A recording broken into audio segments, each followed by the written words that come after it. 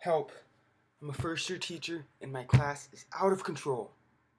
I've never been in such a diverse classroom before and just none of them seem motivated to work. What do I do?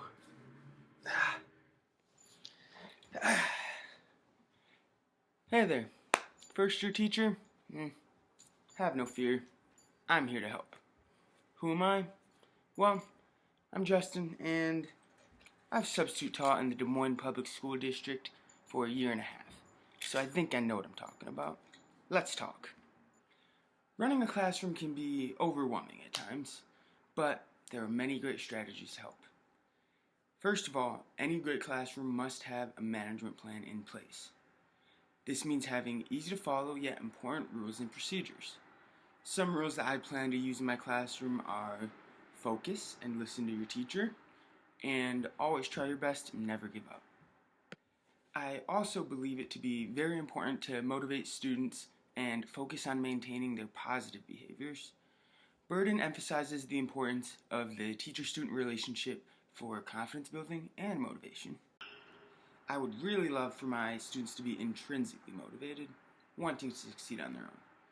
Some great strategies to motivate my students include making content relevant, making content interesting, and making content authentic, the big three.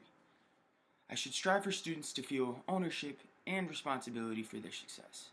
Self-determination theory is another great methodology to self-motivate students. The main emphasis of this theory is belonging, competence, and autonomy.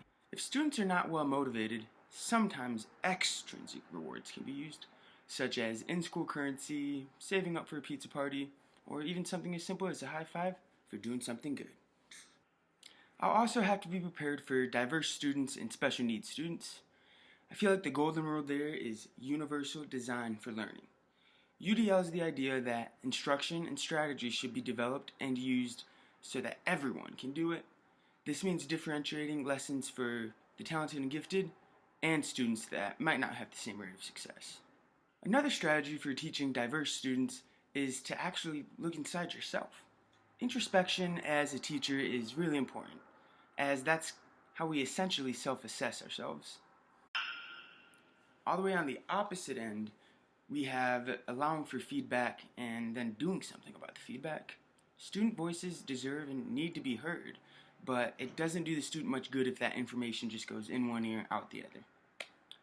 It is our responsibility to adapt to the student body to maximize their learning potential.